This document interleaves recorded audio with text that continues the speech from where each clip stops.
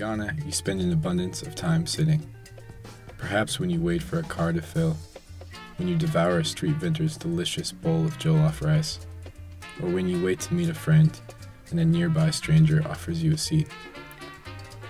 When walking through town, you encounter communal places of sitting where locals gather and have rich discourse.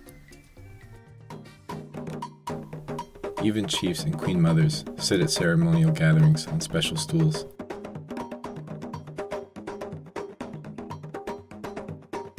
Sometimes for hours on end. Wherever you go, there is a seat to sit in. Now the act of sitting is common, but sitting in Ghana seems to have greater significance. My first experience with artful sitting was in pre-service training. It was these first 3 months, whereupon days were spent sitting with my host mother, Lageman, under the porch of a small 2-bedroom concrete abode. Here under the tin roof, I spent many quiet hours looking out at the first distraction humans were ever distracted with: day-to-day life. Initially, I felt awkward trying to think of ways to use my 2 hours worth of local language lessons to communicate with my host mother, who spoke almost no English, yet seemed surprisingly content with mutual taciturnity. However, as the days passed in ample silence, I began to understand. I would observe my mame sitting contently, staring out at the houses, trees, and life that formed her little porch's front view. I would watch as she listened to the rustling of the leaves in the wind, scared away the chickens or goats from the porch, and spied villagers on the zigzagged footpaths en route to their respective destinations. Mame was never busy chasing moments. Instead, she was waiting for the right moments to come to her.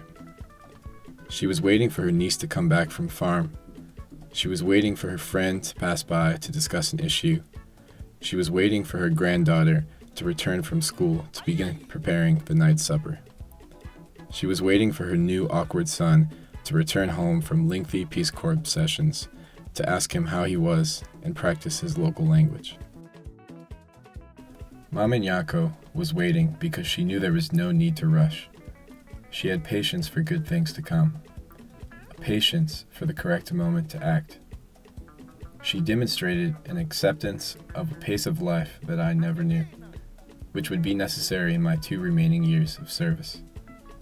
Furthermore, and perhaps more importantly, she taught me to be present, to sit back and take everything in, to be in the moment, to think about where you are and how you got there, and then think about what is next.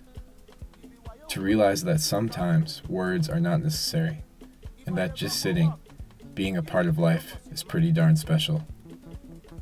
To learn the significance of just sitting next to someone, even in silence, because you were sharing a moment of life with them, and that has a certain art to it, and it's pretty beautiful.